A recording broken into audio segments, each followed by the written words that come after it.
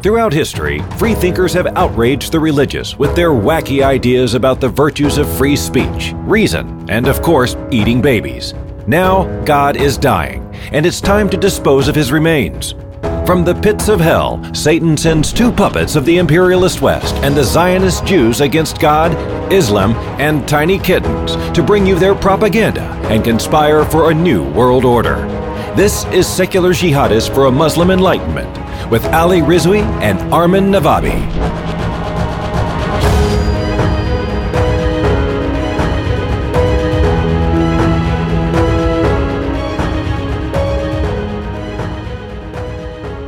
Hey, we're live. My name is Ali Rizvi. This is a bonus episode of Secular Jihadist for Muslim Enlightenment. This is just one of those things where this is part of the one of our Patron packages. If you come and you sign up at secularjihadist.com and you're a supporter, what we do is here we have these sessions where you can ask questions and we actually address your questions. So Armin and I are going to basically just sit here and talk to some of the issues that have been happening, discuss some of the contents of the podcast that we've been doing, and mainly really focus on the questions that you have to that you have for us. So, welcome. And do I have to introduce us for this? No. People know us. I mean, people that don't know us don't care. People that know us already know us. Mm-hmm. I must apologize for my camera thing. Actually, you know what? No, I just look a little darker. That's all. I'm a dark-skinned guy anyway. Yeah. Like, what do I want to do? All right. So people that don't know us, we're just a bunch of ex-Muslims that talk about Islam, religion, atheism, secularism, that kind of stuff, right? Enlightenment, free thought, science. Yeah. All that fun stuff. So first, hi guys. So I'm seeing some people on the live chat already. Please come in the live chat. I have this right in front of me. So Ali, also make sure you have the live chat next to you somewhere so that you can see what people are talking about. Yeah. Hey folks. Hi Jen. Okay, cool. So we had first we have to go through the questions that our patrons asked. But then we'll see. Okay, let's do Obaid's question, right? Yeah, Obaid. So let's start with Obaid's question. Okay. Because that was my favorite question this time. Okay. All right. Can you? I didn't see that question. Can you explain it first? I can't explain it at all, but I can read it.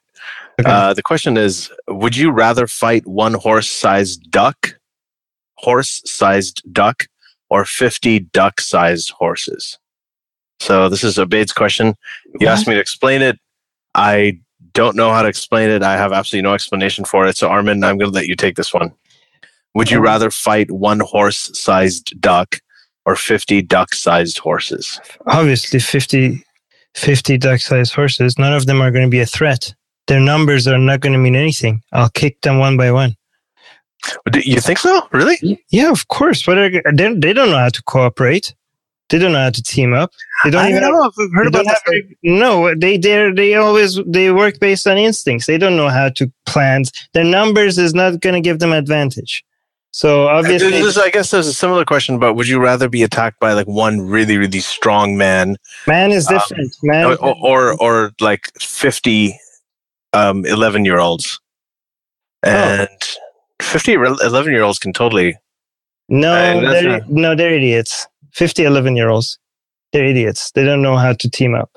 So you think they'd be kind of like zombies? Because the reason I never got into zombie shows is because they're just useless zombies, and they come in, they don't have any strategy, they don't have anything. All you got to do is just destroy them.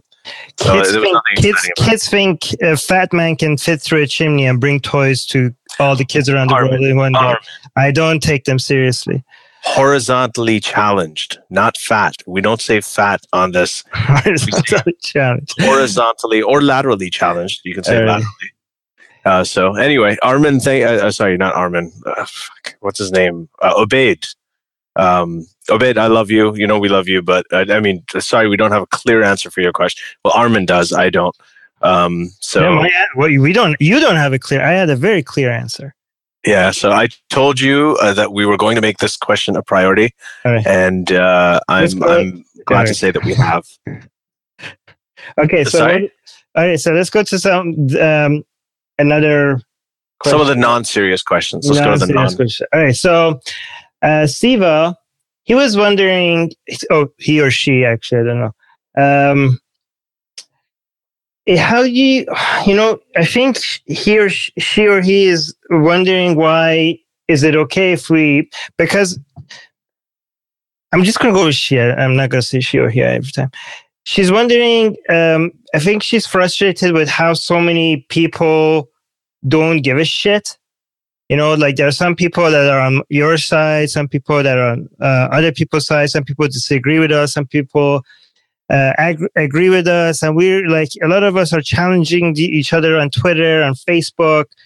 But her question is it okay, how could so many people just ignore the destructive force of religion and other bad ideas and not even care? Like most people, if you ask them what they believe in or what they think about this, I'm actually adding to her question, by the way. They're not going to say, I think this or I think that, or I agree with this or I disagree with that. They just feel like, I don't know, I never thought about it, right? And it seems like the most common point of view is apathy, right? Yeah. And how do we deal with it? Like when it comes with opinions that we disagree with, we know how to deal with it. We just challenge them, right? But how do you even deal with people that don't even give a shit? So I have an analog for that. Sorry, what was the name of this? Siva Bala. How do you spell it? Siva, first name. So the first name's fine. So to Siva, there's an example actually of this is, I guess, something that's human nature. And I know I'm 42 years old, so this is something that used to frustrate me a lot more when I was younger than it does now, because repeatedly I've seen take this whole Trump election. There were a lot of people I knew who were very apathetic about politics. They didn't really care. They're like, okay, whatever. Especially young people. Like, oh, we don't care who the president is. It's all, just a corrupt corporatocracy that's not going to affect us. And then suddenly this election happened and everybody is animated. Suddenly everyone is now talking about it because it lit a fire up under their ass. So I think, through history, the course of history, sometimes you have these cycles where I'm not a fan of the whole history repeats itself thing, which I don't believe. But it rhymes. It rhymes. It doesn't. Is that what they say? It doesn't repeat itself. It rhymes. Yeah. Well, yeah. I think that's a good way to put it. But there's, you have these cycles where people become complacent, and then something happens, and then they realize that they should have been more animated, and then things settle down and they become more complacent. And I think that's just human nature. I mean, most people I've seen, especially here in the West, they're taking their kids to school, they're watching movies on weekends, they're going out to parks. This stuff doesn't affect them on a day-to-day basis. And I have to say, when I get off social media, I'm going to spend time with my wife and my baby, and we're just doing things. This stuff is the furthest thing from my mind, and sometimes I have to remind myself that when I was growing up in Riyadh, I made a promise to myself. When I was growing up in Pakistan, I made a promise to myself that all the stuff that I can't say here, I'm going to make sure when I'm in a place where I can say it, I'm going to say it, because there are people who were like me still there. And I used to feel a frustration that nobody's talking about it. So I have to deliberately and consciously prod myself. That sounds dirty, but to remind myself that I don't want to get too comfortable. It's a very natural sort of. I think that's actually the main reason. When people's lives are not very much, they feel like their lives are not affected by these ideas, they don't care. And that's why in countries where people's lives are more affected by, like in Iran or in Pakistan, where these ideas, you could see their influence in your lives more, then people care more, right? Yeah. But if your day-to-day life doesn't really get affected by these ideas, then less people care. And I think, for example, in Canada, people care less because politics really, for example, or these ideas doesn't affect their lives. But in the US, for example, they're caring a bit more because as politics become more up and down and people could actually feel how it's affecting their lives, they become more interested in these ideas, right? So I think in places where people care less, it might be like it's a privilege to be able to care less, right? But the thing is that they don't know they get to care less because a whole bunch of other people cared enough to make it passive enough for them to be able to not care about these ideas. Like, so they owe it to a whole bunch of people that did care. I don't know, but I mean, I feel like there's not that level of appreciation. One time I told somebody asked me, "What do you do?" And I said, "I'm an activist." And he said, "I'm a very peaceful, passive guy. I'm a pacifist, right?" And you get as if that was a comeback to me, right? As if that was a better. And I was like, there are pacifist activists, right? I know, but he was saying it as if that was like you're like that, and I'm not. I'm mellow. And I was like, you get to be like that because of a whole bunch of activists that sacrificed so much, right? For you to be, you owe this to activists. Every sense of peace, every sense of calm, every sense of security, and every sense of freedom that you're enjoying today is because somebody at some point gave enough shit to sacrifice their security, their peace, their sense of safety, their lives for you to be able to feel that today. Yeah, that's right. Even if you're one of those people that are not involved in discussing ideas or in politics or in the influence of these discussions eventually on your life, at least even if you are not passionate about it, I'm hoping that at least you could appreciate it. You could That's actually a really good point. And I'll tell you one last really quick anecdote before we move on that illustrates exactly what you said, that even if you're not involved, appreciate. And that's when I was in Buffalo, I had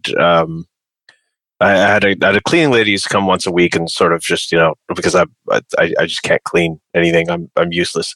So in any case, so she disappeared for a few months, and then she finally showed up again. Then so she's cleaning, and I was talking to my mom. My mom was at the time, my mom is a specialist in education, and during retirement, she's been doing projects in third world countries. So she was in Pakistan at this time in some of the rural areas, working with the Kashmir Education Foundation, all these things. And she was working on sort of trying to de-Talibanize and secularize some of the educational institutions and schools in the rural areas. So I had a conversation with her for a little while. The lady was listening, and she's just totally white, blonde American. And, after I finished talking to her, she came up and she asked me, she's like, "Oh, that was interesting. What does your mom do?" And I told her what my mom does and what she's doing over in rural schools in Pakistan and so on. And then she goes, "So the Taliban?" I'm like, "Yeah." It's like, "They're the bad guys, right?" And that's when I realized she had told me she had registered to vote. This was the year that Obama was running against McCain. It was 2008. And the election was just a few months away. And she was going to vote. And this was just a regular person, reasonable intelligence, who hadn't figured out yet whether the Taliban were the good guys or the bad guys. Oh, dear. So we have to remember what most people like. We're all plugged into Twitter and Politico and, reading all the latest stuff that's going on. But, when you look at the election turnout, when you look at how much people are involved in civic duty, it's so little. I mean, then think about religion, the religious issues, that is even more sort of distant to them, in a way. So right. It's I think that's probably why. I mean, and I can't, you can't judge people like that because, a lot of times I see in the comments on Facebook and YouTube and Twitter, when somebody makes a stupid comment about, sometimes people are like, just go pick up a fucking science book or educate yourself. And I don't know if I told you this, but one time I was in the Philippines. I was in a taxi, and the guy started talking about the Pope and stuff, and we got into religion, and he found that I'm an atheist, and he said something like, "Oh, how could we come from monkeys and stuff?" And I didn't, I argue so much. These things with a lot of people, and I couldn't believe that I actually met such a stupid argument and actually in real life. It's like, oh, this is like Twitter in real life, and it was like, I just in my head I thought like, oh God, just go read a fucking science book or something. Like, come on. And then I thought to myself, Armin, really, you want this guy to stop driving a taxi, providing for his family, go pick up a biology book, and start reading about evolution? Why? Why would he do that? No, knowledge. I mean, the acquisition, the ability to have to acquire knowledge is actually, it's a luxury. And you see this in, again, places where I grew up in third world countries. I mean, you have somebody who is, who's a cop, for instance. They're getting the equivalent of like $50 or $60 a month, and they're supporting 5 kids and their wife and his parents and her parents, and so they're really concerned about where the next meal is coming from. They're not that concerned about some of these more existential questions about the meaning of life and so on. They just, if they have the answers coming from somewhere, like, oh, God did it, just go pray. That they feel like, okay, that's it. I don't have to think about this too much. Yeah, and I mean, even the idea of caring about these things, the fact that you care, the fact that you're curious, you got lucky. Maybe your parents cared about education. Maybe, I don't know, maybe you had the genes that made you curious.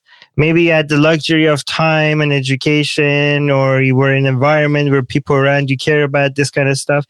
You can't just judge people for not caring about these. This is just how it is. You can't just expect this from everybody. We have to try to figure out how to make this world work for everybody, not just the intellectuals, right?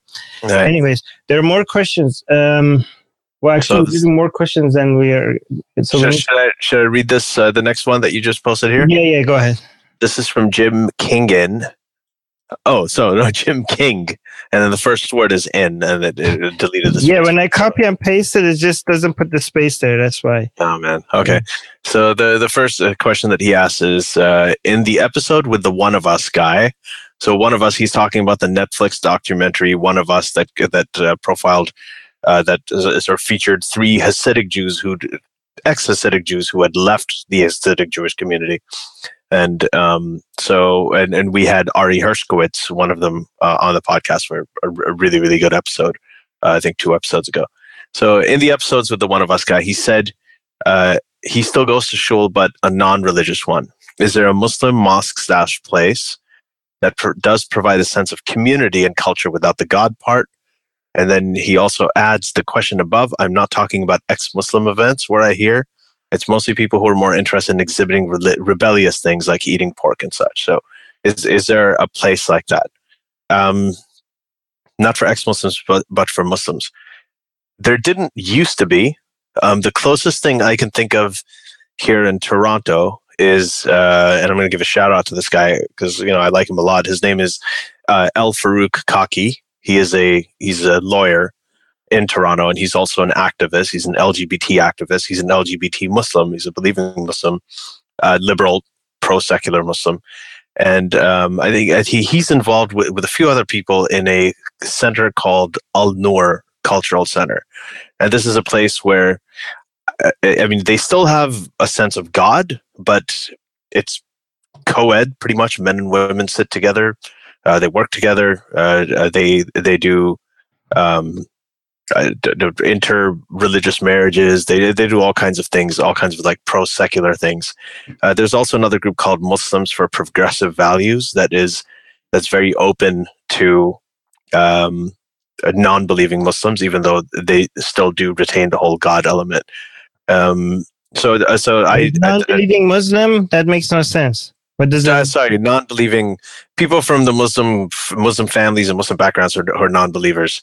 So they do accept them And they were actually, unfortunately, so ex-Muslim deists. Ex-Muslim deist. No. Most of them actually, they're sort of like Majid Nawaz type Muslims, or what Tanya Joya called Ramadan Muslims, which I loved that. All right, but let's be clear: Islam, being a Muslim is not based on practice; it's based on belief, right? Like, it's not certain actions that makes you a Muslim. It's certain. By the way, some patrons told us we're getting into definitions too much, so I'm going to just leave it at that. Want to leave that action. You could be the worst possible Muslim, but you're still a Muslim. It could be like, as long as you believe certain things, you're a Muslim. You're still going to go to hell. We were told as children that most Muslims are going to go to hell. That means that not following Islam doesn't make you not a Muslim. It just makes you a very bad Muslim. Right? And I think that, as far as that's a correct definition of what a Muslim is. A Muslim is someone who believes in Islam. Islam is a religion that's codified in the Quran. So depending on how far you want to go, either most Muslims are not Muslims, or just I don't know. But I think what Jim King is talking about over here is people. A Muslim mosque place that's really Muslim in the identity sort of definition. People identify as Muslims because their parents are Muslims, or they're part of a Muslim community as a minority in the country. So they do that. And, we may agree or disagree on whether they're really Muslim in the linguistic sense of the definition, but, that is what they call themselves. And so, so those are some of the centers. I know that there are completely secular church-like institutions, like West Hill United in Toronto, and Oasis is another one, and they have services on Sunday, like Sunday assembly type services that are, these are Christian derived, but I don't know of anything that's perfectly analogous to that for non-Muslim or ex-Muslim believers, or some sort of Muslim in quotes believers or non-believers. When it comes to Christianity, if somebody doesn't believe in all of that and thinks it's all bullshit, I can see why somebody might, or an ex-Jew might see some things that they used to do kind of fun. I want to keep doing it.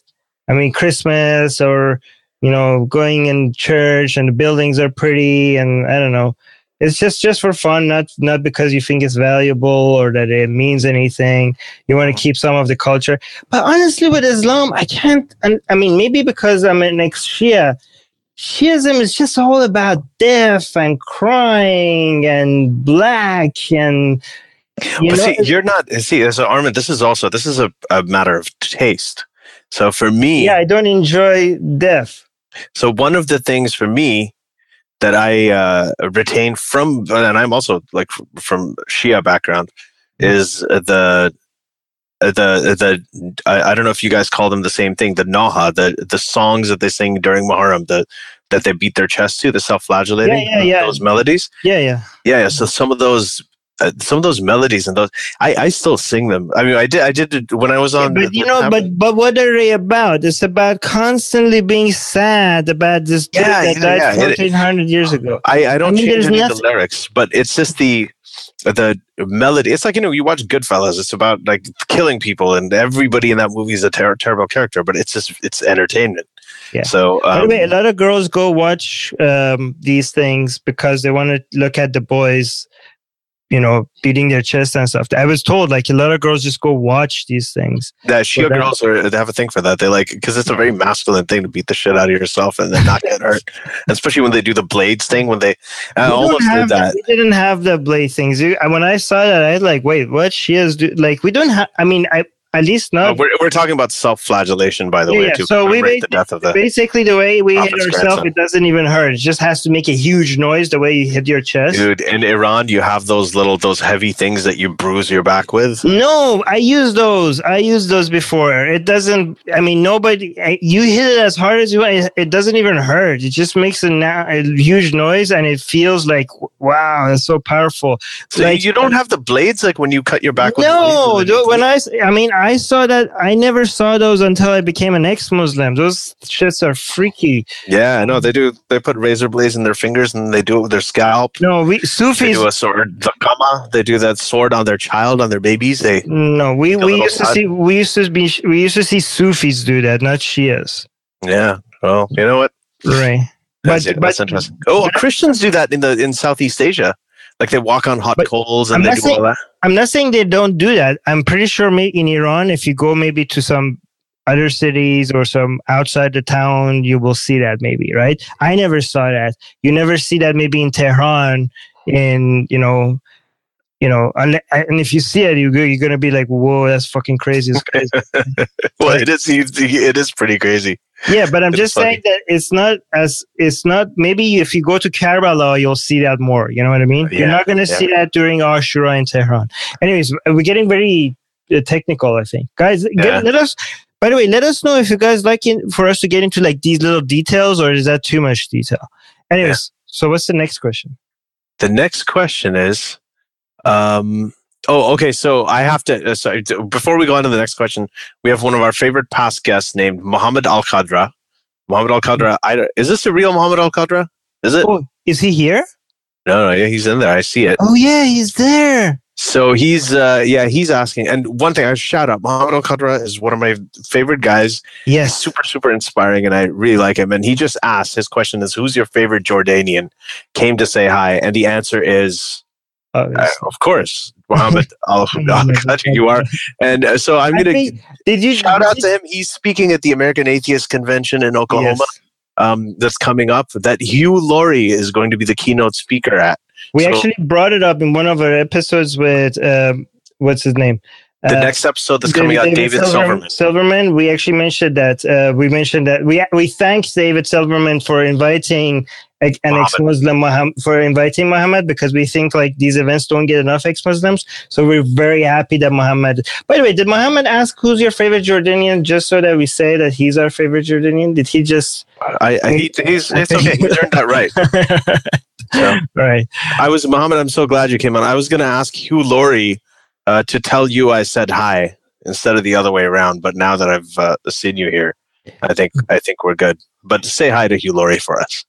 So anyway, moving on. Alex Grizzly, the question is Islamic apology worse in the US or Canada? I don't know. I think it's probably worse in Canada, isn't it? We're more PC here. Yeah, we're more PC here. I think right now with Justin Trudeau, is a lot of the stuff he's doing is, and as a lot of people know, and it makes them cringe. I am overall a supporter of Justin Trudeau compared to all the other choices, but honestly, he's becoming really hard to defend with some of the apologism. I'll give you an example. Went into a mosque, said hi to everybody, and then said and hello to all you ladies in the back. Gender segregation. Imagine if that was a segregated racial mosque. He said, "Oh yeah, and hello to all you black people in the back." It's only in a mosque or religion that religious institution that people can do that. In all honesty, like Obama or even Bush would have gone and said the same thing. So I think that there is a lot of it. I think here in Canada is a reaction to Trump as well. People have become very people are really like, we're different from the United States. They're like, we don't want to. They're now just like in the Women's March. Now you have more sort of non-Muslim women wearing hijab without anybody complaining about cultural appropriation. But it's just happening a lot more because I think in reaction, because the other side is also a total other extreme. You've got really. We did have it. Did we have it? I think we're going to create, because Trump is a reaction to the. Go on. I'm saying Trump, but Trump is the other side, as in Trump, not here in Canada. Right. But I'm just saying we might be if Trump was a reaction to PC culture, what I'm thinking is that are we going to see the same kind of a reaction in Canada? I don't think so. I think Canada is so you have to remember one thing about Canada. Canada is. All of Canada, and Canada has 10 provinces. The entire country of Canada has fewer people than California alone. Yeah. Okay? Yeah. About 3 million fewer people. But people keep using us as a shining example. So we are. We kind of are. When you said that people get really, really comfortable with the political situation, they get and Canada is a perfect example of that. Now, why are they so comfortable? They're comfortable because we do really have a good system here. Canada is a capitalist country, but it's got a lot of social regulation. The regulation is different. Like in the US, corporations are very heavily regulated. The corporate tax rate is like 39% or whatever.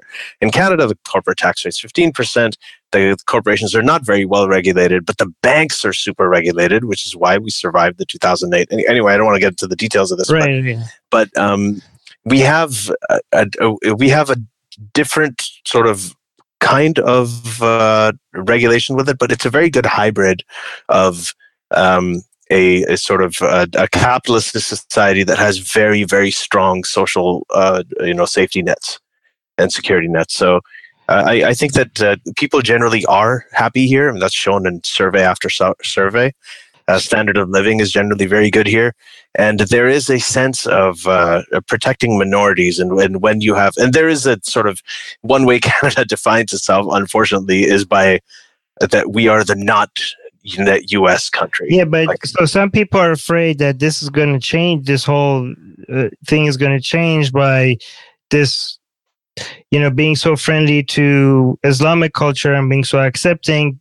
Recently, didn't they remove the anti-FGM message in the Canadian citizenship test? Yeah, and that was something that these guys were doing before too. No, I mean, that's something that they were so basically in the Canadian citizenship test, where it said, correct me if I'm wrong, where the part that it says that FGM is a bad and it's not our culture here, they removed that to appease the sensibilities. So basically, not offending people that was more important to them than actually cutting clitorises off. That was little girls. Of little girls, they took people's feeling as a priority by removing that, right? Yeah. And wasn't it recently? And I don't know if this is out of context or if he meant something else. When people say, "Why are you bringing back ISIS?" They asked Trudeau, "Why are you bringing back ISIS members to Canada without going to jail? They're just free when they come back." And in response, he started talking about when Italian immigrants were coming to Canada, people were against them as well. So he basically... and before that was an edited clip. And before that, he just talked about general immigration. He answered the question about Syrian refugees, like as if he lumped them all in with the ISIS supporters. So this is something that is beyond social justice warrior response, right? Because he's not saying we should be accepting of Muslims, right? This is your standard. He went way past that. Like, I think even some social justice warriors would be looking at that. They're like, what the fuck? Because he was saying we should be accepting not of just Muslim, but of fucking ISIS. He didn't compare Muslims with Italian immigrants. He compared ISIS. But you know what's more dangerous about this? What's even more dangerous about it is that if he's speaking the same way about ISIS than he is about Muslim immigrants in general, like, please go ahead, compare Muslim immigrants to Italian immigrants. That is a perfectly valid comparison. But comparing returning ISIS supporters to Italian immigrants, and what he's doing is he's conflating ISIS with Muslims. That is one of the worst things with the regular Canadian Muslims, which they also find really insulting. So it's I think Muslims would have been like, okay, that's not the kind of defense we want. They did. A lot of Muslims are. I mean, my family, a lot of people in the Muslim community here in Canada are very upset at the $10.5 million payout to Omar Khadr. Omar Khadr is he comes from pretty much a... Wasn't he a child though? I don't know how I feel about that. Wasn't he a child when he did that? He was a child when he did that. He came back. Just to be clear, we're talking about a guy that committed an act of terror, and he was in prison and he was mistreated. So the government of Canada paid him a shitload of money for mistreating him. Is that correct? $10.5 million. So a lot of people are like, why are we paying off terrorists as an apology when they're doing all this shit to us? But I don't know how I feel about this. We're talking about a kid. So I agree with you that part. I think he was mistreated. He was a kid. I don't know how much he's responsible, but I still think a $10.5 million payout. And you got to remember, his family is actually sort of his older sister. She's had sort of 4 marriages. Her second marriage was actually attended in person by Osama bin Laden. I mean, they're sort of very connected to Al Qaeda and all that in generally. So I think the people, it's a much deeper story that I won't get into right now. But I think there is definitely a lot of apologetics, Islamic apologetics in Canada. But you also have to remember, with Canada, we haven't had and.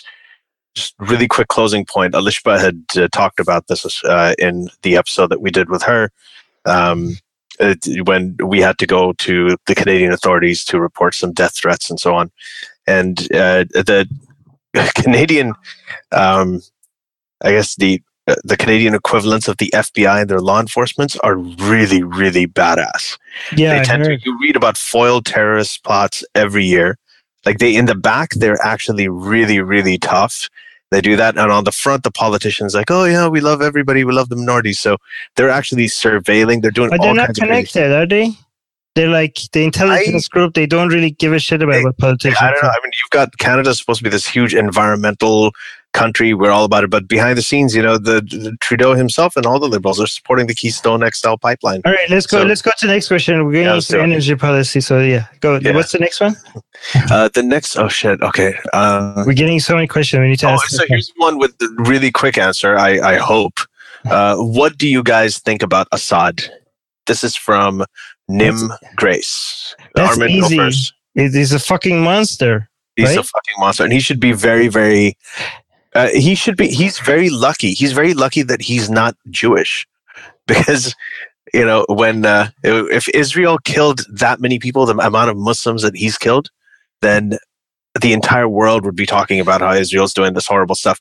But because he's not Jewish, because he is also... A lot of people think that we should support this guy because he's secular and not very religious. And once you start fucking gassing little children, you've moved beyond the red line that we care whether you're fucking religious or not, right? Mm-hmm. Yeah, and I gotta say, I do support...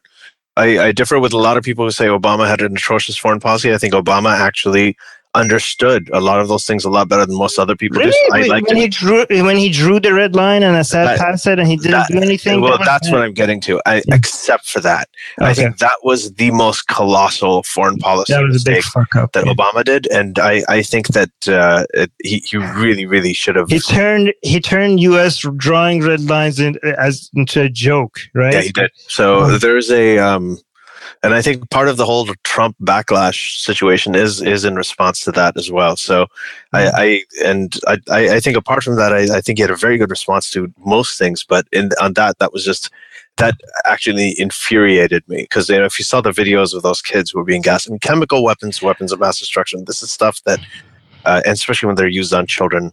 Yeah, and I say this now as a father too. Some of his supporters are saying "Oh, this is conspiracy. He's not gassing children. U.S. is doing that." That's so much. There's so much bullshit there. I mean, there's so many independent human rights groups. A lot of people keep trust human rights groups with their investigations and stuff until they start saying something against the people that they like and support. All of a sudden it becomes a huge conspiracy. Well, there's this, why the whole Assad conspiracy thing is happening, and this is connected. I got to say one thing, and here's how it connects to the current Republican administration in the US, is Trump and his sympathy for Putin. There is no bigger enabler in the world of Assad than Russia and Putin right now. And Iran, actually. Well, Iran, Russia, and Syria. I mean, it's an axis, right? Now, there is, and don't forget that when that red line thing was crossed and Obama didn't do anything, the reason he didn't do anything, he's like, well, we were going to attack, but then Russia has decided to take all of the chemical weapons that Assad has and, to keep an eye on that stuff. And that's why they didn't do it. That was their out. And what happened years later, last year, is that he did it again. He gassed children again. Anyway, so Assad is an asshole. Definitely. I was going to say something, but I forgot. So I'm going to... Let's go to the next question. So Chris Atheist. Jim King, I know you have a couple other ones, but I just want to give some of the other people here. So Chris Atheist Power. I like that, Chris Atheist Power. Do you think Islam can be reformed? I know Armin doesn't. So I assume that question's for me? And yeah, but if we go into that, then this is going to be a whole reform episode. No, we're not going to do that. And one thing that we actually have to make sure that we time whenever we bring the whole reform thing, because I know it gets like repetitious for a lot of you guys. I've heard that. So maybe you just answer, and I'm going to try to not hold back and not attack your position. My position's not that much different from yours, Armin. I am. So when it comes to, this is where Armin and I align. Armin and I align in that we both don't think that Islam, when you define Islam as the doctrine codified in the Quran, the scripture, we don't think that can be reformed, because that scripture is supposed to be the word of God, is supposed to be infallible. You can't question it. So all of that stuff about, changing the meaning of certain words to mean something else, that, it doesn't say beat your wife. It actually means, tickle your wife with a feather or whatever. That kind of sort of linguistic acrobatics, I think, is a joke. I think it works on people who are not very knowledgeable about the Quran and are not people that are already nice. Yeah, people already nice, and we don't really need to worry about them anyway. And two other people, like, again, in the last episode, Tanya Joya, who's the ex-wife of the ISIS commander, her ex-husband, he knew the linguistics, the classical Arabic inside out. He memorized the very first Arabic grammar books and dictionaries that were ever written in the 8th century, in the 9th century, or the 6th and 7th centuries probably.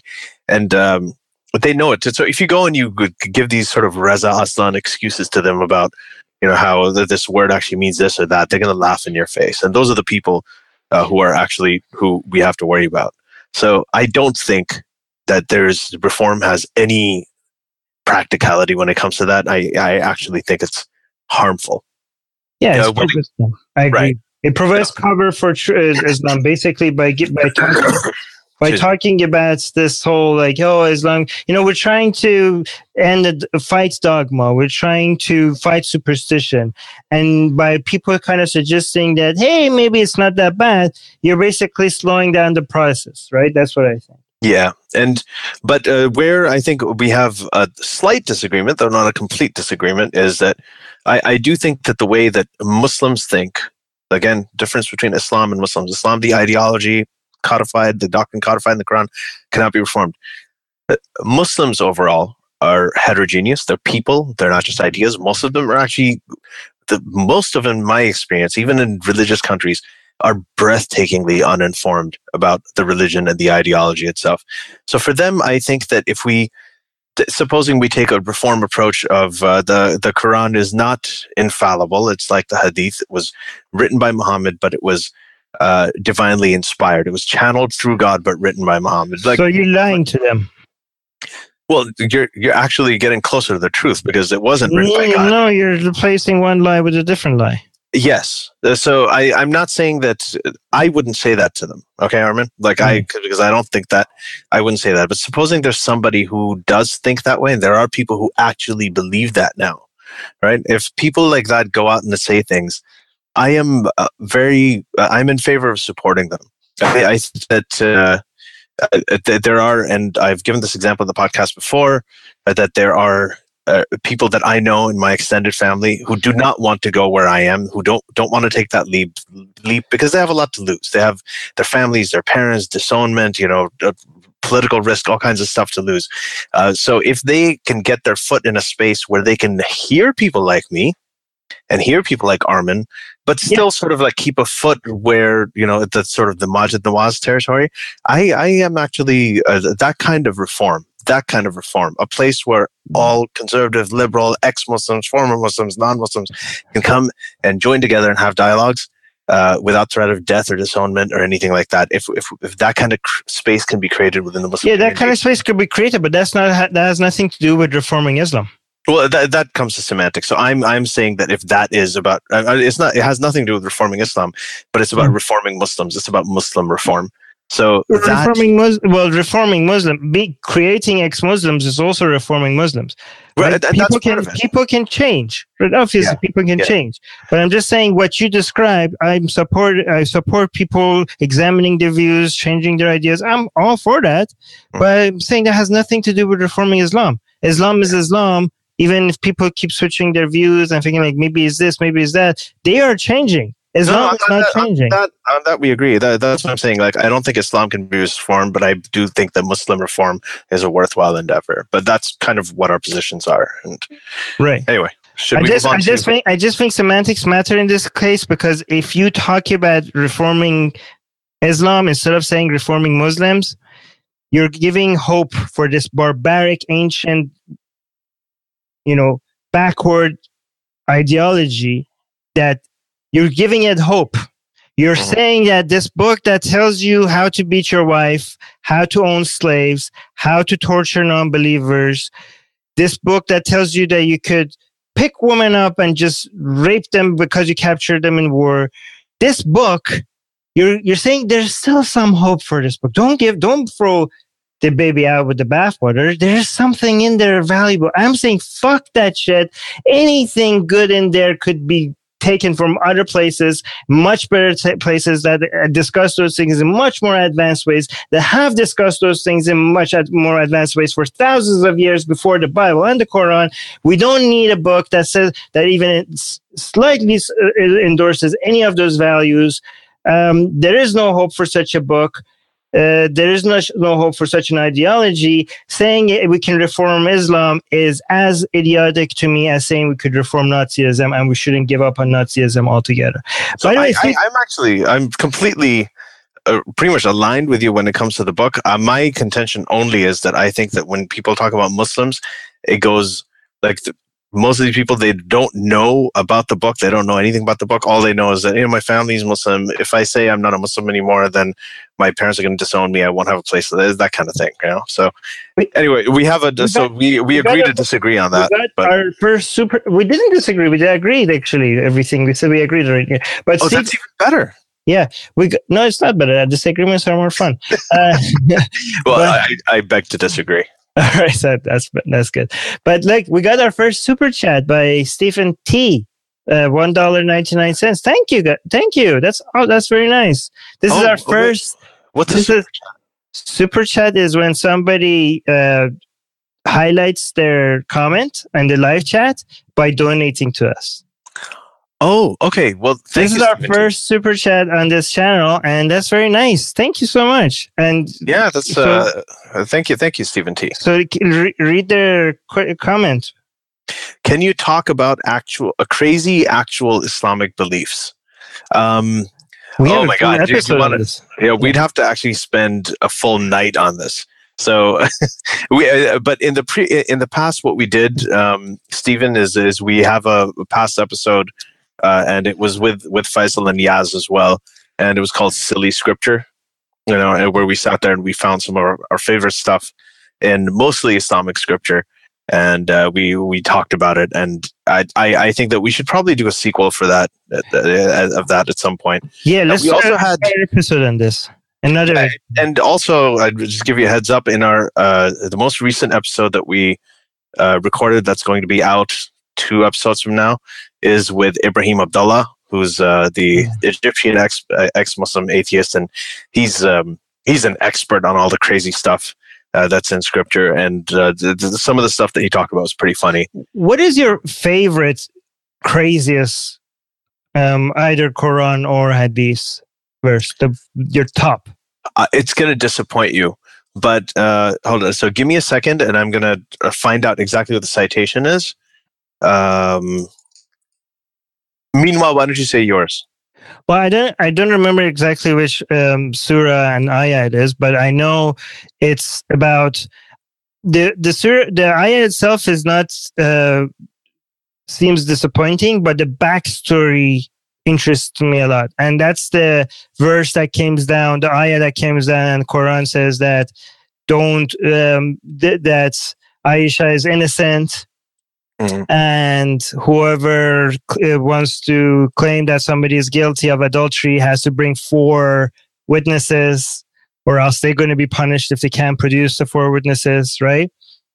The backstory of that is basically what makes it interesting, because it started with Aisha wanting to take a dump, and the necklace. Yeah, and then when she came back to the caravan, she noticed her necklace was missing, and she went and get it, and the caravan left, and she was like, "What the fuck?" She was too proud to follow the caravan, so she just sat there, and this guy came and picked her, saw that she was sitting there, so he picked her up and caught up with the caravan, and everybody saw this man with Muhammad's favorite wife, on the same camel. So rumors started spreading, and Muhammad and Aisha were not talking to each other because Muhammad was ashamed for a whole long time. And then Ali said, divorce her. This is embarrassing. Abu Bakr was like, what the fuck? You're talking about my daughter. I'm here in the room. I can hear you. But Muhammad... That's kind of how Sunnis and Shias, that has a big part to play. That's so interesting. This is the divide between Sunni and Shia started because of the story. Basically because Aisha wanted to go take a dump. And then when she came back, she noticed that her necklace that Muhammad gifted to her was missing. And she went looking for it. And this whole thing is now why Saudi Arabia is bombing Yemen. Right? Well, it's also, it's I think Ali wanted the Prophet to divorce Aisha at that point, and then Abu Bakr was. So think of if Muhammad was Trump, right? Think of Abu Bakr as Steve Bannon. And then think of Ali as Jared Kushner. Okay? That's great. That was his son-in-law. So they're both competing for influence. So what happens is that Steve Bannon's daughter is somehow married to Trump. That's kind of what the situation's like. And then Jared comes up. He's like, you got to divorce her. You got to divorce this kid. And then he actually got a verse. He's miraculously got a revelation the next day where God told him not to divorce her. So now here's my thing. I found it. It's Surah 2 verse 138, and it's going to disappoint you because the only reason I like it is because I think it's just funny. Right. It sounds funny. And this is the exact verse. We take our color from Allah, and who is better than Allah at coloring? I just love that line. Who is better than Allah at coloring? I so a whole bunch of kindergartners. I just like God, like having the sun. I was like, I'm gonna do some yellow, maybe some orange. And of course, oh wait, I haven't created any conscious being yet. No, this is clear. This is one of the more obvious verses that is actually metaphorical, that is genuinely metaphorical. Who's better? Because, it's about giving character, but it's just so much funnier when taken literally. Anyway, thank you, Stephen. Let's move on to, I like this moldy pizza. Did you see this? A question from Moldy Pizza? It says, Armin says that anyone should be able to proselytize their religion. How does he reconcile that with the fact that Islamic priests led him to attempt suicide? Well, Islamic school teachers, not necessarily imams. Yeah, but I think he's talking about people who proselytize and who taught the thing. They told you that once you're 15, this, and after 15, you're going to get sin. And what's the alternative, though? To force them to shut up? What would that accomplish? How would you, the alternative to not letting people spread their ideas, even bad ideas, is to force them not to. It's to censor them. And if we do that, first of all, it will grow faster because they love it when you do that, because then they're the victim and you're the oppressor. And religion grows on being the victim. Like that's what they feed, what it feeds on. This is why even Christians in the United States, they still think the victims, because you need to be the victim. You need to be the people that are being wronged. Even if you're still in power, you have to find a way to say, no, we're being oppressed. So that's one thing. Second of all, if you do silence it, you drive it underground. And you don't see it as a problem. You don't notice how fast it's growing. You think like this Nazi alt-right thing in the United States just started right now? No, they were growing for many, these feelings were there. They were growing for many years. They just weren't brave enough to talk about it. But now all of a sudden it's showing itself. But the problem was growing for a very long time. People just didn't see it. So when you ban speech, people don't notice it as a problem that needs to be addressed. Yeah, I gotta. But the third thing is that if you give any authority to anybody to silence people, then you don't know who's going to eventually hold that authority. You know, the problem with these Islamic teachers is not that they get to speak. The problem in Iran is that there was no room for anybody to reply. Right? Yeah. So the fact that they get to silence other people, that's the problem. The fact that there's no challenge to their views, that's the problem. I mean, obviously, them spreading their ideas is a problem, but I think addressing that problem is not silencing it is not an effective way of shutting them up. You know, the best way of attacking that bad idea is to ridicule it, debate it, mock it, show how ridiculous it is, show how harmful it is. If you silence it, yeah, I mean, look at fucking Germany, right? They try to ban Holocaust denial, right? Do you think that really helped them? They have an alt-right problem right now. In the country that was the most forceful against these kind of ideas, made it illegal. Doing a Nazi salute will get you, arrested. Right? Look at the history of banned books like Lady Chatterley's Lover. You know, just the Satanic Verses. I mean, these are literary classics now. So, I mean, it doesn't help. Censorship does not help. The censorship is just it makes heroes out of. It makes martyrs out of people who don't deserve it often. And sometimes people do deserve it. And one other thing I want to actually bring up, something that Jay-Z said recently, and Jay-Z, who I'm a big fan of, hearing his music since a very, very long time, is that, he talked about I don't know that much about sports, but Donald Sterling, the guy who owned I think he was a coach of a basketball team or some sports team, and all these phone calls leaked of him being racist. I had phone calls with his girlfriend. So what they did was he lost his job. And what Jay-Z said was that, what we need to do is we need to let these people like this keep their job and then have a conversation with them. Because, when they lose their jobs, they shut up and then they go back into the closet and those ideas still fester. And then they teach them to their kids and it keeps on growing and it stays underground. But if you let them function like normal members of society, if they're doing their job okay, and you bring them out in the open, you have a conversation with them, then that's a much, much better way of countering ideas over the long term. So and if they are afraid of not giving voice to their opinions, then they're never going to hear a challenge. They're going to be like, I must be believing something true that these people are so afraid of. Yeah. They don't have a good argument against me. That's why they're silencing me. Right? But if you just let them with no fear to just say what they believe in, and somebody reacts to them and points out how ridiculous that view is, they might eventually, not might, we've seen a lot of times they go out and change their opinions on that, right? Sometimes they don't even admit that they change their opinions because people have egos. They slowly keep modifying their views until it becomes more reasonable and they act as if that was always their position. Mm-hmm. But at least they're changing their views. Anyways, what else do I have? So before there's another question, but before that, I think someone wrote here, and it doesn't say who. So I wanted to tell you this, Armin. I think you pasted it here. Oh yeah, I forgot. Quote from Armin is, "Creating ex-Muslims is reforming Muslims." Yeah. A quote from Armin Nababi, which means that he does think reforming Muslims is a good thing because it creates ex-Muslims. I just wanted to bring that up just to prod you a little bit, Armin. But Thank you. I copied that because so that you read it.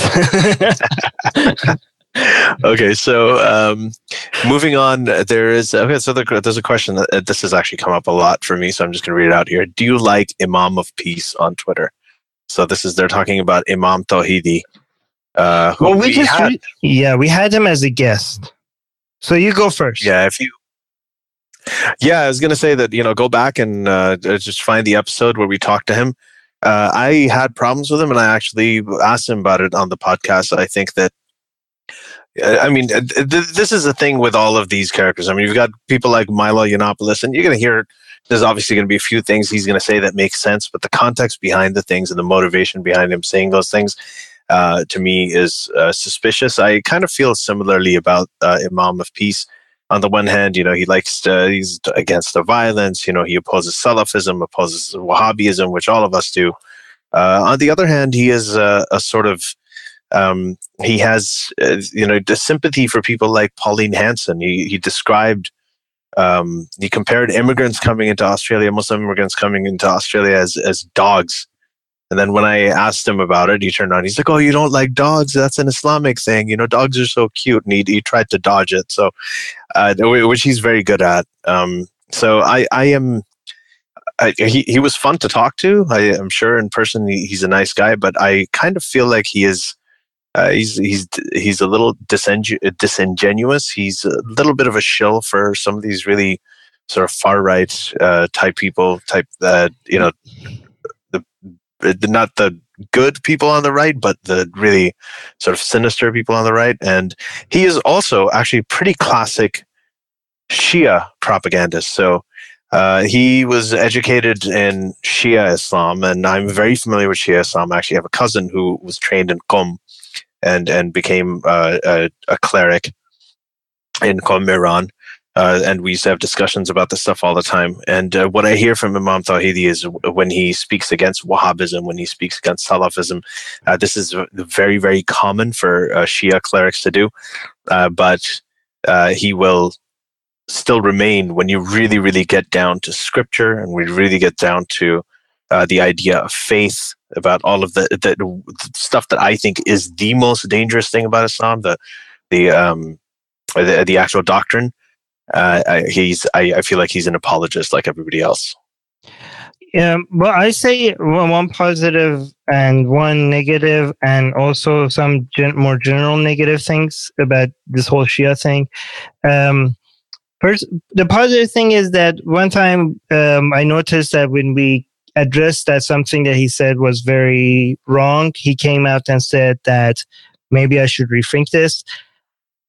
I don't see that often, so that was pretty impressive that somebody actually came out and said that, "Hey, maybe I should rethink this." Yeah, I agree with that. Yeah, people saying I'm wrong about something and changing it, that's impressive. Then the negative thing I noticed is that he's kind of what he's doing is the opposite of what we do. I think, correct me if I'm wrong, is that we are constantly trying to fight ideas, but we're not against people. We're actually people that a lot of people think very, very hateful, the way we talk about Islam and religion. And all of a sudden, a lot of people think that we are too tolerant or apologists when it comes to talking about Muslims, people, individuals. I mean, some people were very upset with me. Some even leftist social justice warriors think that I went way too far when I said in a terrorist attack, people usually don't count one victim, and that's usually the bomber or the person that attacked, because everybody that died was a victim, but the person that actually carried out the attack was a victim of this ideology way before everybody else, and at the day of the attack. So I count that person as a victim as well, because he was he or she was a victim of this religious virus.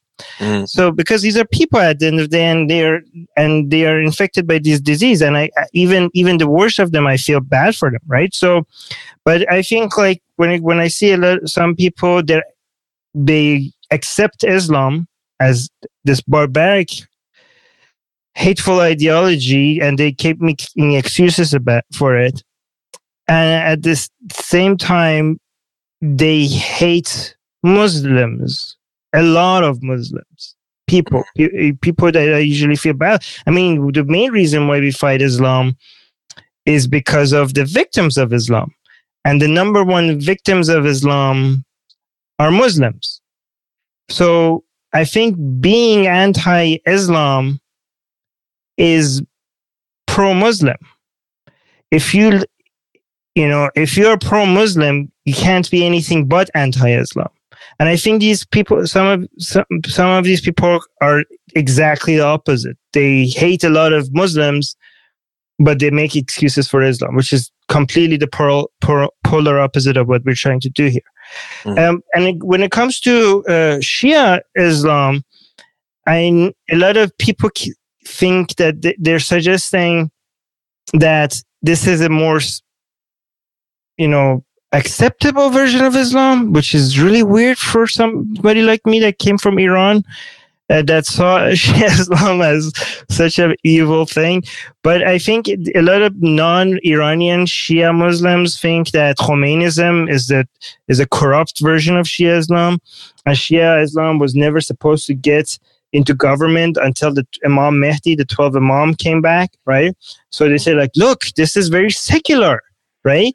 Look how secular Shia Islam could be when it's actually advocating for religion not to get involved in politics, right? But actually, this is such a great example for why reforming bullshit is such a useless thing to do. Because when the time comes and it needs to get to power, somebody like Khomeini come and be like, hey, no, you all got it wrong. And we would actually have to gain power for Imam Mahdi until he comes back as Velayat Faqih. When you are dealing with fucking magic, anything goes. You could just tweak things as you go, with it. Just remove the bullshit. It's just the problem with reason and logic is that it's not very flexible. When you add magic and bullshit and superstition, yes, there are some barriers, but it becomes a lot more flexible. You could play with the conclusions a lot more. So even if you manage to reform it, as long as you have that supernatural elements in it, when you have magic, you don't have to explain shit, right? If you still have that, when the time comes, you could explain genocide away if you want to. This is Shia. Khomeinism is the best example. For 1400 fucking years, these Shia Muslims believe that Islam should not get into politics until Imam Mahdi comes back. But as soon as they get the power, all of a sudden they realize that no, they were wrong all the time. Go on.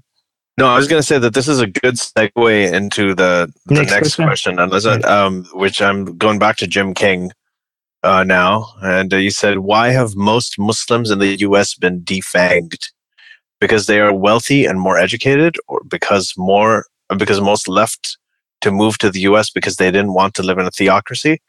That's a very good question. It's actually an extremely good question, and it's also complicated. And I think it kind of goes to, for some people, what they see is they see a simple thing of minorities and majorities. Where Muslims are in minority, they tend to do really well, where Muslims are in majority, and they have the chance to rule, as Armin was talking about, like right now with the whole Khomeini example, things get shot to shit.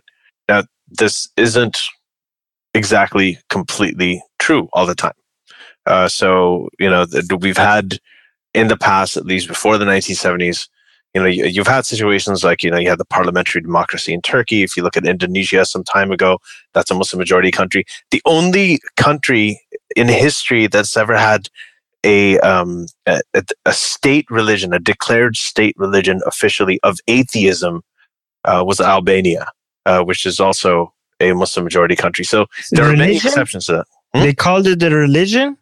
Yeah, they said, it was the enforced belief system. Not enforced. It was the official belief system of the country. But belief system or religion? They called it a religion? I don't know if they actually called it a religion, but it was atheism was the official belief system. But you can look it up on Wikipedia. You can't force people to believe in things that make sense. I absolutely agree with you. Right. And I think that was wrong too. So I don't think it's a matter simply of majority and minorities.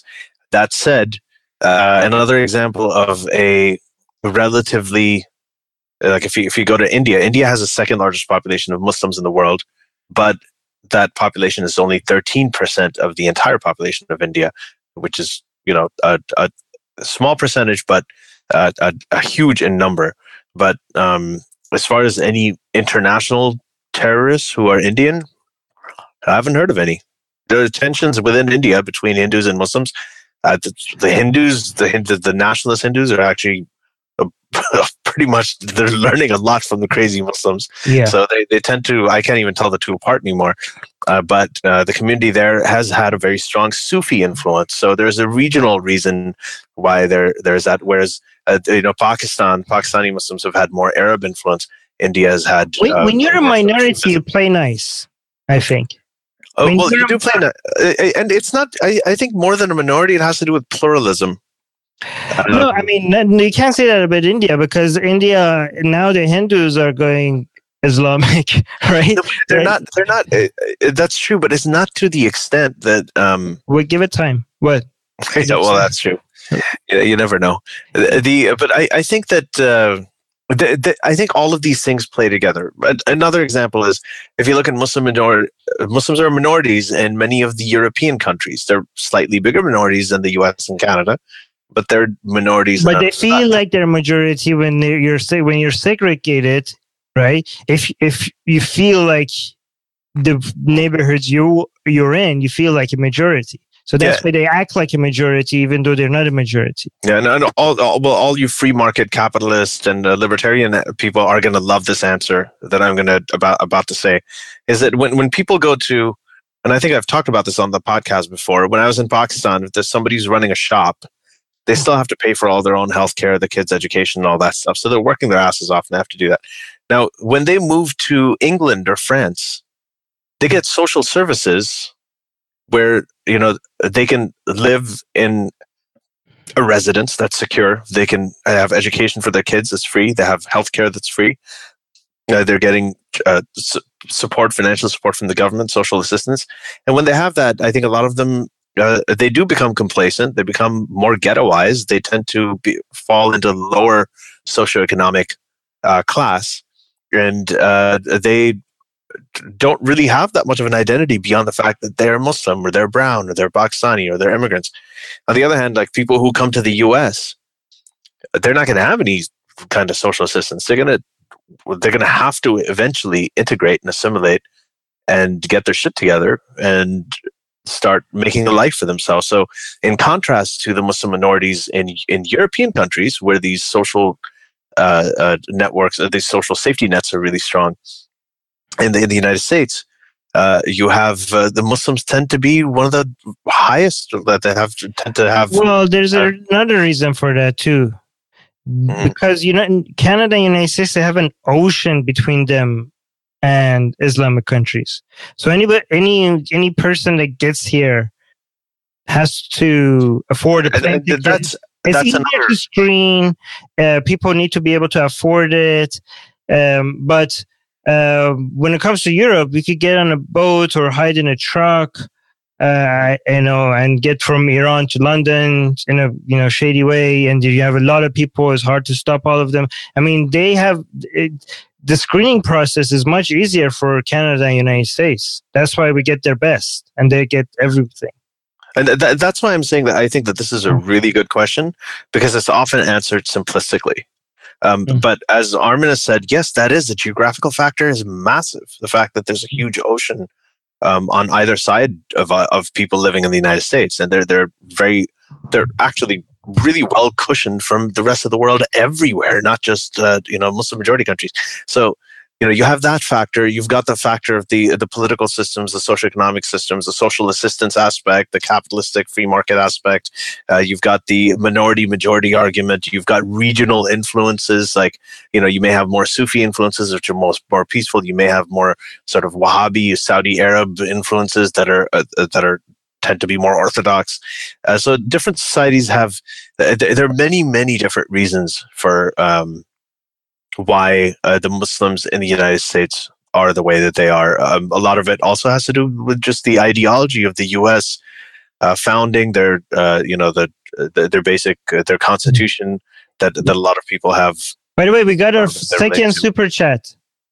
Two super chats? I just found out what the shit is, and now we have two. Yeah, this is our first time getting them, and we're getting them both in money. I'm loving doing this. I'm really enjoying this. Apostate Prophet, thank you so much. Actually, he's a regular here, and he has some great comments. So thank you for your support. That's very sweet. Wow, you guys are awesome. Yeah, thank you guys. Thanks a lot. Yeah. So, and was there a question associated with it? No, he just wanted to support us. That's all. Thank you, Apostate Prophet. I love that, Apostate Prophet. I love that name. It's just cool, inspiring. Yeah. Okay, so now, wait, someone is talking about... So do you have another question? We unfortunately, okay, here's a good question from Moldy Pizza. I'll say this one next. Armin, I just have, I had about 90 minutes for this, so I think that we have about 15 minutes, if that's okay. All right, no more, don't send more questions. Let's just finish the questions we have and then... Yeah, so this question is from Moldy Pizza again. It's like, do you guys know of any portrayals of ex-Muslims in the media besides Aziz Ansari or Kumail Nanjiani playing themselves? And that's also a very good question. Aziz Ansari, I know that he's an atheist. I don't know if he identifies as an ex-Muslim. I think he's kind of always been secular.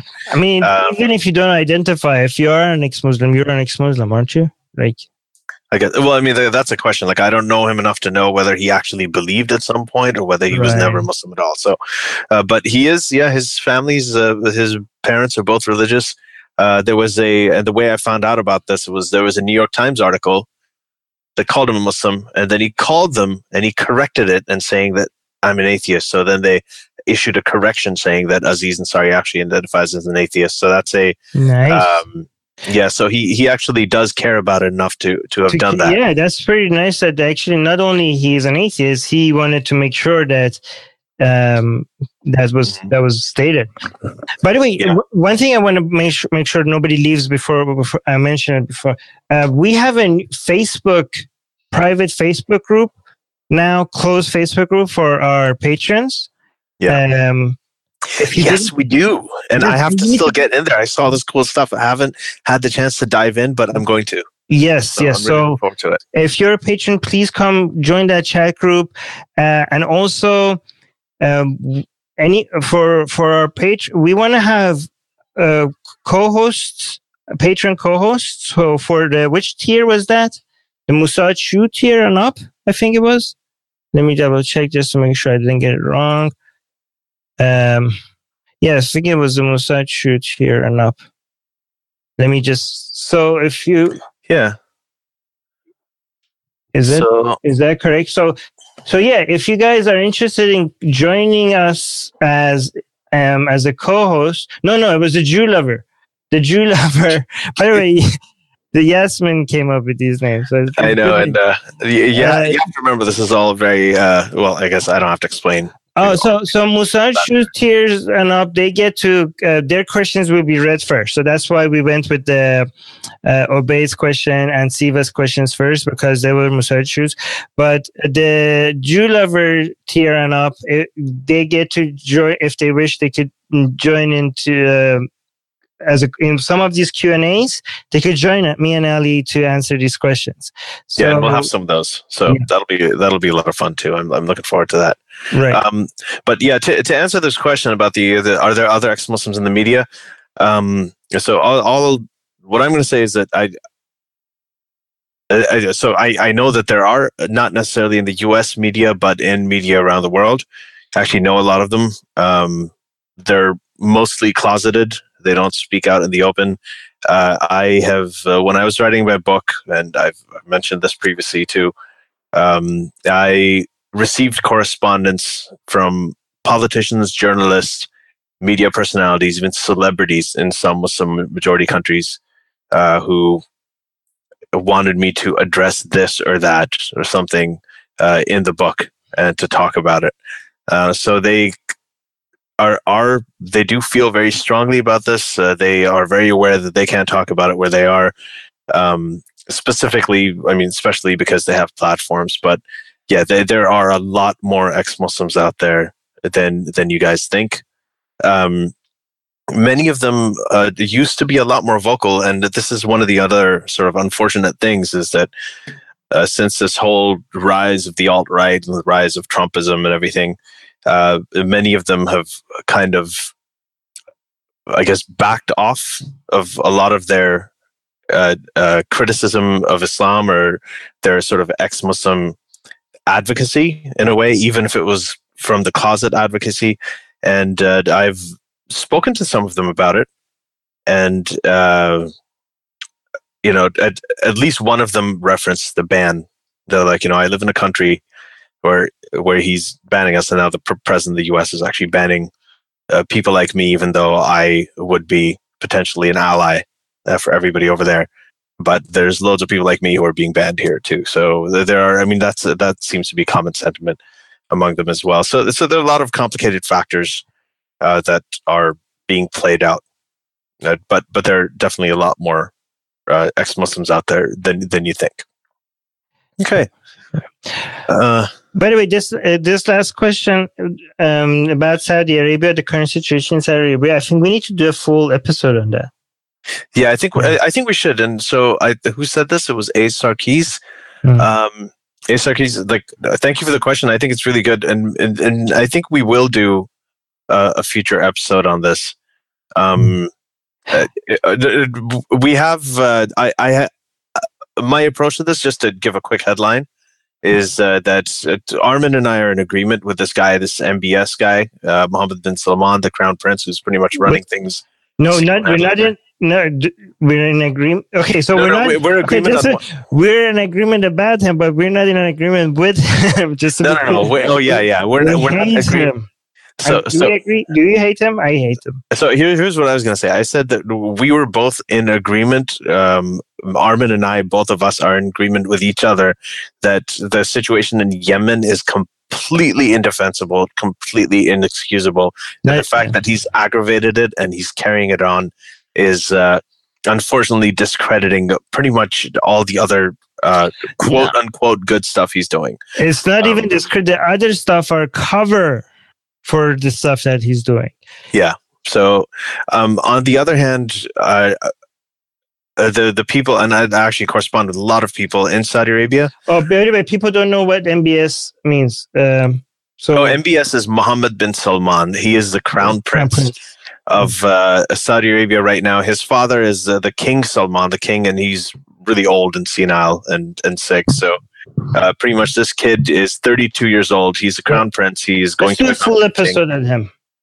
Yeah. So he's going to be, and he is pretty much made a grab for power by taking full control, imprisoning a lot of the other foreign, It's a crackdown on corruption, is what he says. But then on the other, he also crackdown, quote unquote. By the way, I'm doing air quotes. But we'll do an episode on that. Yeah, we'll do an episode. Before we go, I also wanted to mention. People reminded me that Apostate Prophet has a great YouTube channel as well. So we should anybody here that want to check that out. Apostate Prophet's YouTube channel. Check it out, everybody. Oh, so by the way, the question about MBS was a joke.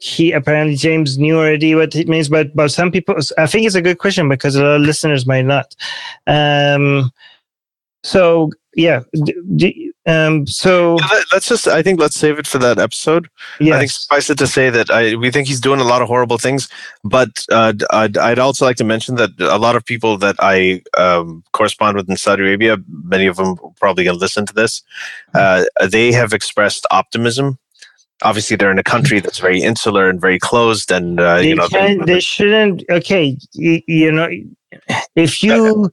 Okay. I know it's easier for us to say because it's not our lives that are becoming better by his policies. So maybe if I was living in Saudi Arabia and all of a sudden he does things that makes our lives a little bit more, a little bit more free. I think that's what's happening. It might be more biased, but come on, guys. But I also have to mention, given the amount of crimes that this guy has committed in Yemen, he has to cure cancer for any of us to be even remotely close to the amount of misery that this motherfucker has. And I guess that's the argument, is that if he does truly change Saudi Arabia drastically, to the extent, would that be the equivalent of, in a way, curing a metaphorical cancer? No, the amount, I don't think he would. The amount of suffering that this one person has caused, not that other countries are not responsible, right? Iran is responsible, United States is responsible, a lot of European countries are responsible. The Houthis themselves are responsible, but it wouldn't. But still, I think it wouldn't happen without this crown prince. And there's nothing I can think of that he could do for any of this to be excusable. And any quote, some people say, why can't you condemn that and also see the good things at the same time? The problem is people say that this is whataboutism, and I'm like, no, it's not whataboutism, because it's the same motherfucker. It's not like I'm saying like I'm pointing at a different person. It's not whataboutism if the source is the same person. One, and second of all, the good stuff are covered. Every time he wants to go arrest the whole, even in fucking Saudi Arabia, the amount of political arrests and human rights arrests have increased, right? But he wants to he knows how to distract the media whenever he does all this fucking. Yeah, he does. And there's always a but anytime you say something. So when I say that, there are people I'm corresponding with who are optimistic about it, then I also say, but, my really good friend, Raif Badawi, is still in prison for proposing the exact same stuff this guy's actually doing now. What did Raif talk about? He talked about letting women vote. He talked about, women being able to drive. He talked about more sort of movie theaters and letting people make their own decisions, allowing women to soccer stadiums. All of the same stuff that this guy's now doing is what Raif wrote about, and that's the reason that they flogged him and threw him in jail, and he is still in jail. And Mohammed bin Salman he was asked about releasing human rights activists, and he said, no, our law is different. The way that we do things here is different. So there is always a but with this guy. I don't know exactly what's going on. I'm waiting and watching. Let's do one more question, Armin, and then I'll call it a night. Thank you. This has been I'm over this. This is way more stuff than I thought, we'd have here. So I'm just super. This is a lot. This is just fantastic. I'm really glad that it's happening. And sorry, one last thing I wanted to say. James Gross is saying Saudis allowing women into the army now was so progressive, and I completely get that. And but remember, that's no, he's saying it sarcastically. But even if he wasn't saying it sarcastically, right? Yeah. So let's say so people are like, oh wow, finally, good job, like you're so behind. But let's say some people say, well, at least it's progress. I don't even buy that line that at least is progress, because that's a reaction to him actually kicking a whole bunch of people out. Like he did another thing at the same time. He's shaking up the military. What I was going to do is he knows that stuff about women is get attention in the media. So he's like, internationally, how could we completely change the military so that I have full control of the military, but also not let media cover it? Let's let women in the military. I bet you that's what people are going to cover. What I was going to say in response to relating to James Gross's comment about this, the women most so progressive thing, is that these two things in the world, one is the Pope and one is Saudi Arabia. Anytime they do something that the rest of us agreed on decades ago, right? We celebrate. Like the Pope's like, oh, condoms are okay, maybe. And then suddenly we're like, what a progressive guy. It's amazing. The bar is so low for these two entities in the world, right? It's amazing. It's amazing whenever the Pope says something that about gay rights or about women's rights that, we've had, I don't know, for decades we've been okay with it. And if anybody else said it, you just be like, what's wrong with you? Like we settled that. When the Pope says it, when the Saudis do it, we just elevate them as if they're, as if they're like, they deserve the Nobel Prize. Yes, are not evil, and we're like, oh my God, this is our moral guy. Look at how progressive this is. Like, okay, congratulations for thinking that people that don't agree with you are not demons. I know, and that's why it was driving me crazy when the Pope and Raif Badawi were both nominated for the Nobel Prize. Neither one. By the way, he never said that they will get. I think there's two terms in Christianity that are completely different, and people confuse them. And I think I forgot them right now. But what the term that he used does not suggest that the atheist could go to heaven. He used a different term. There's two. Okay. One of them is salvation. The other one is something else. I don't think it matters to atheists in general. No, I know, but other people were so shocked that he even said something that maybe atheists will go to heaven. No, he never suggested that. I think he was saying something.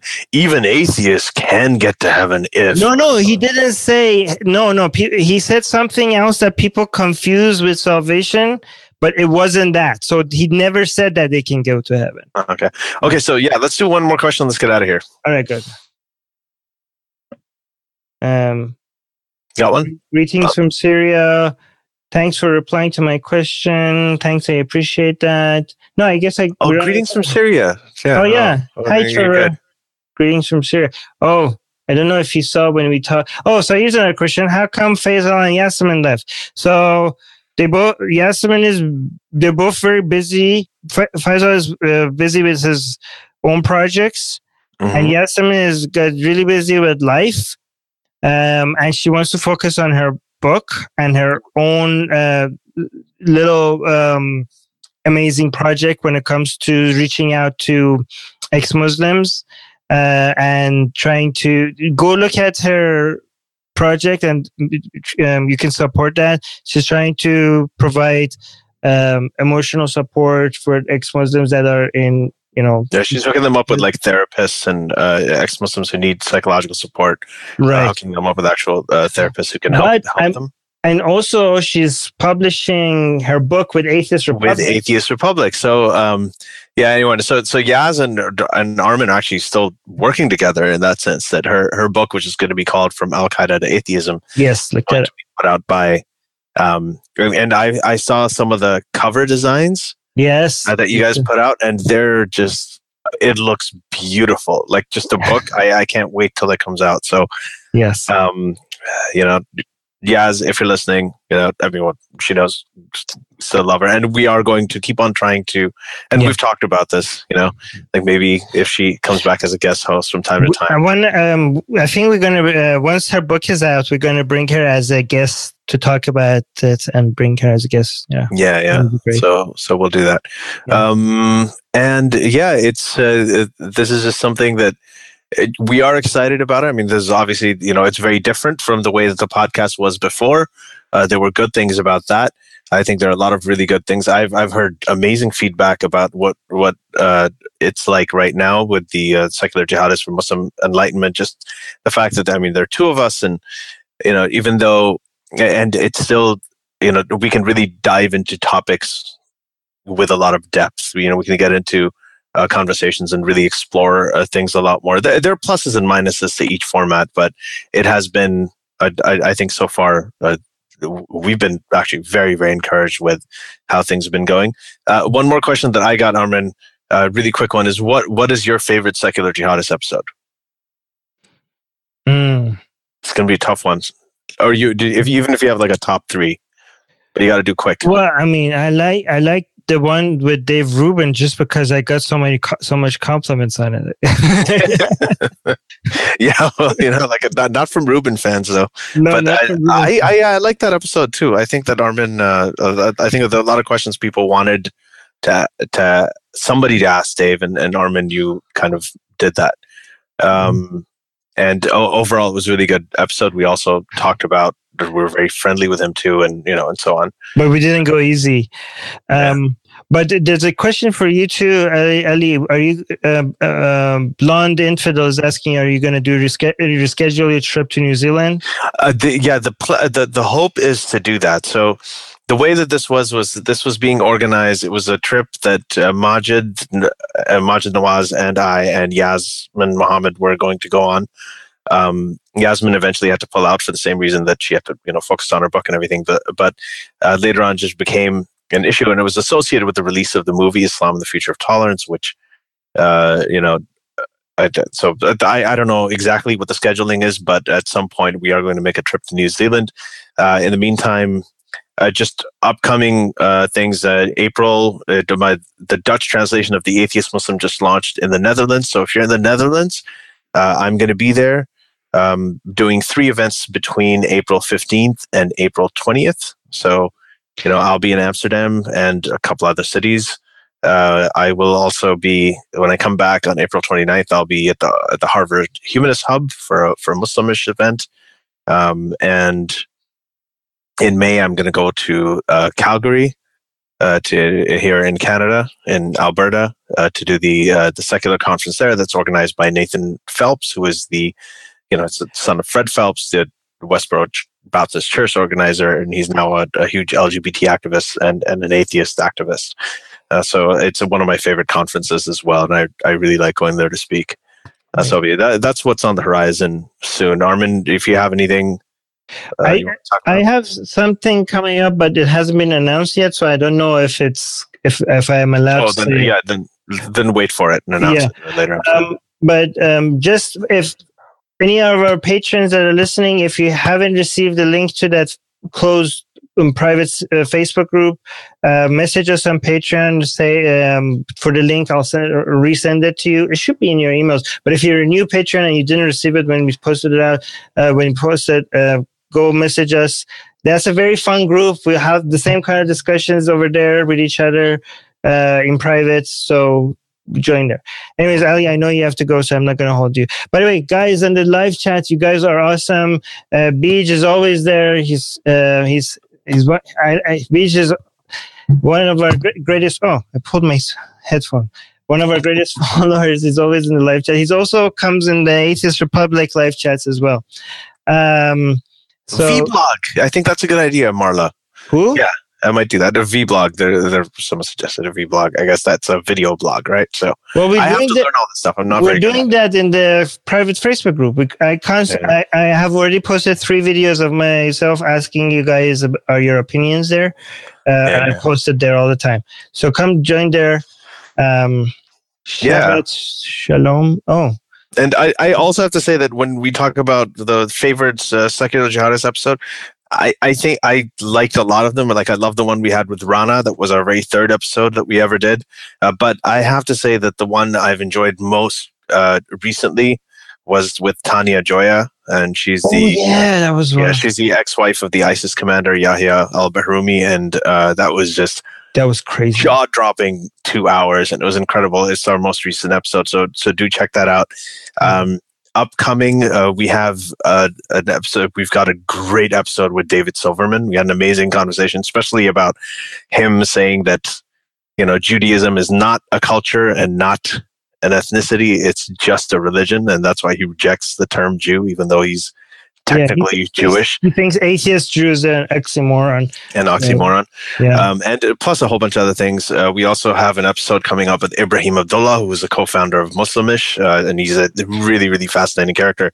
And, we had a pretty long debate on, what the word Muslim means, and that got a little heated. So you'll enjoy it. Some of our patrons were saying we got in too much. One of our patrons said that we got too much in semantics, but then we talked about it in the private group, why that was important. But that was an interesting discussion as well. So I noticed I was listening, because what I do is I try to find nice clips in each of these episodes. So I was actually listening to that, the one we had with Ibrahim. And what I think the debate part of it is fine. I think what happened is that after a while, we repeated everything we said 3 times. So what I'm going to try to do is, if I notice that happening, then I'm just going to be the bad guy. Right. And okay, guys, you said this, you said, we've heard both sides. We agree to disagree. Let's move on to the next topic. So but when you respond to something and then somebody just repeat what they said, you just feel like, well, they didn't listen to your response. So you repeat your response. That's why that happens. I know. And so it keeps going in circles, and I think we don't realize that when we do it. Right. I also noticed that I think some people said that at the end of the Tanya Joy episode, there was a lot of crosstalk, and we were kind of, because I guess we were really excited. We had so many questions, and I listened to that over, and I think that there's some basis to that. And even though it still sounded like a great conversation, that we interrupted her. Is that what they're saying? It's towards the end, I think. When we were nobody complains when we interrupt other men. They only complain, they only come and tell us that we interrupted our guest. No, but in this case, I think it was more than just a woman. It was the fact that I think she was saying certain things, and I'd jump in with a question, you jump in with a question. Yeah, because we were running out of time, and we looked at the list of our questions, and holy shit, we're running out of time, and I have 20 more questions left. So at the end. So this, guys, again, I'm talking about this. because I know I'm very confident that we have a fantastic podcast. I've heard that everywhere, and I'm very happy about it. But I think that there's always room for improvement. So, when I get feedback like this, and when Armin gets feedback like this, it's great. Yeah, it's helpful. It just makes us more. It just helps us produce a better show for you guys. So thank you. And we have another episode with Brian Earp, who's actually a lot of people have asked me about this. He's an academic who writes a lot about circumcision and the ethics around male circumcision, as well as just infant circumcision, infant mutilation in general. So we've been asked a while by several people about having an episode about circumcision, so we are going to have an expert on and talk about that. Go harass people on Twitter, people that you want on our if you're listening to this, people that you want to be on our show. We don't know if we should ask them or not. Just go on Twitter and tag them and ask them if they would come on our show, and if we notice that they say yes or something, then we might invite them. So if you want somebody really to see somebody in our show, and if we notice it's a really good guest and you reply to them or say something to them and you tag Secular Jihadist, I'll retweet you on Secular Jihadist, Atheist Republic, and my own personal account, so that person notices that you're asking them if they come on our show. So go do that. That would be very helpful. Then we'll know who's actually willing to come on our show. Yeah, Moldy Pizza, you said again, Graham would be great. Graham actually did listen to the Tanya episode, because I was introduced to Tanya through Graham, and he listened to it and he enjoyed it and he thought it was very amusing. He tweeted me about it as well. So that was awesome, and I'm glad. So I'll see if we can try and get him on. I'm also in talk with some really conservative Muslims who we will have on the show too. Yeah. I'm trying to. Some of them are not very. They might be doubtful what our intentions are. So I'm trying to show them our discussions with other conservative Muslims that it wasn't like a trap, or like we didn't bring them in. Like we challenge them, of course, but we don't belittle them or insult them. It's not that kind of a they're not going to have a really bad time, right? Yeah. So, and that's one thing we're doing actually this year is we're going to start, because with ex-Muslims, and I think even with a lot of the sort of reform activists, the main audience is really a non-Muslim audience. And what we want to do is we already have some guests, Muslim guests, who are scheduled. So we're going to start opening up the dialogue with believers and with Muslims. Of all tiers, liberal, conservatives, and so on. So watch out for that too. I think that's the next step here. Yeah. And you mentioned that, I think, when Sarah Hader was on. Yeah. I'm sure really every Muslim that we atheists and ex-Muslims invite on the show, not every, or just moderates or reformists. We need to get some serious Muslims on. Yeah. Yeah. So I'm going to end with this thing from Hans Holtz. Jesus is my Lord and I'm his royal servant. What? Good for you. I think it's a joke. I think so. He also wrote Trump is our president and last savior. Yeah, I think he's joking. So let's end on that note. This is cool. All right. So guys, thank you very much. This is awesome. Happy Friday night. Have a great fucking weekend. He was joking. I knew it. And enjoy the Oscars on Sunday. I've got all my bets. Anyway, I'd like to see Daniel Day-Lewis win again. I don't think he will. I think Gary Oldman's going to win it for playing Winston Churchill. Adrian, I know Adrian. I met Adrian. Hi, Adrian. Anyways, so sorry, go. I interrupted you. Go on. I was just talking about the Oscars. So anyway, we're going to go. You're making it really hard for me to go. Yes. All right, guys. Thank you in the live chat. We love you. And bye. We'll do this more often. Bye. The Secular Jihadists have been made possible thanks to the Illuminati and the covert support of Israel and the CIA. That's what we have been told, but we haven't received our checks yet. If you like what we do, please support us. Share the podcast with your friends. Write and tweet us with topic and guest suggestions. Or head over to secularjihadist.com and give $1 or more for exclusive access to live video. Have your questions read and answered on the air and more. Till next time, May the flying spaghetti monster be with you.